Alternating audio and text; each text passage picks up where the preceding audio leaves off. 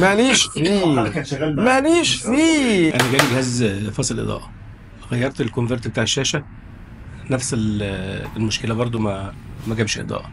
غيرت الملف بتاع الاضاءه، نفس المشكله برضو ما جابش. ما قدرتش اوصل للعطل مع اني غيرت الحاجات اللي انا شايفها كلها تبع الاضاءه. غيرت ايه تاني؟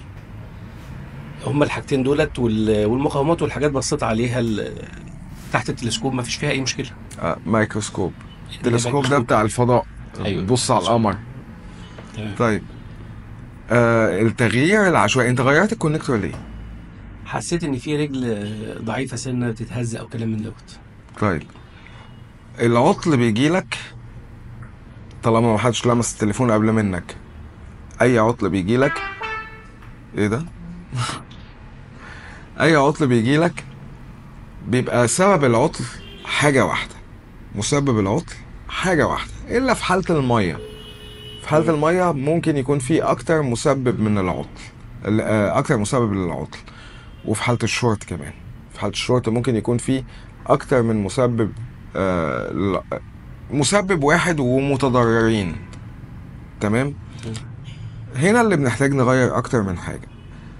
الفني اللي ما بيعرفش يتتبع عطل وبيخش يغير وهو شاكك، حاسس مش متأكد، ممكن هو بنفسه يغلط ويغير مثلا كونكتور، فالكونكتور ما يبقاش راكب على البوردة صح، فيجي يشغل الجهاز يلاقي الإضاءة لسه مش شغالة بسبب ان الكونكتور مش راكب صح. ده لو هو الكونكتور في الاساس هو سبب المشكلة وانت غيرته وما ركبش صح، فبرضه المشكلة ما اتحلتش.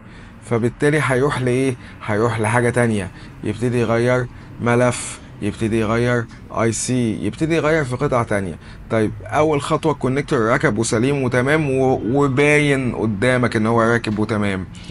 غيرت ملف، وانت بتغير الملف خبطت اي عنصر، طيرته من مكانه، شردته مع حاجة تانية، كرة قصدير صغيرة دخلت ما بين حاجتين عملت ما بينهم قفلة، الاي سي وانت بتركبه ما ركبش صح، فالعيب جاي بشكل وانت ممكن تسببت بشكل تاني بسبب انك عمال بتغير قطع عشوائيا. اللي انا غيرته كله راكب صح لاني شايفه تحت الجهاز. انت شايف الاي سي راكب صح؟ لا الاي سي، لا انا ما غيرتش اي سي. انا بقول لك احتمالات. هو ممكن ان انت لما بتتعلم تتبع الاعطال بتعرف توصل مين المسبب. بيبقى عندك احتمالات كتير بالتتبع، بتبتدي تشيل ده من دايرة الشك وتشيل ده من دايرة الشك لحد لما تحصر العيب ما بين قطعة او اتنين، بالكتير قوي 3. يعني انا لو وصلت ان انا عندي 3 قطع لازم اشيل منهم واحد، لازم اطلع منهم واحدة بره دايرة الشك. انما دايما بيتبقى لي في الاخر في النهايه قطعتين، يا دي يا دي.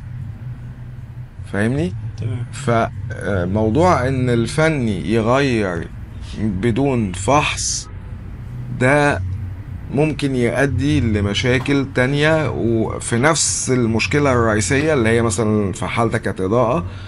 غلطة من الفني، كلنا معرضين ان احنا نغلط، فغلطة مني وانا شغال تبوظ لي الفحص. زي ما المعلم ده امبارح بيفحص ممانعة وكونكتور البطارية راكب. ايوه اتكلم في الفيديو عادي؟ اتكلم على كذا عن كذا ما حصل. ماشي. انت اللي مسلمني الجهاز. ايوه بس مش ماليش فيه، ماليش فيه.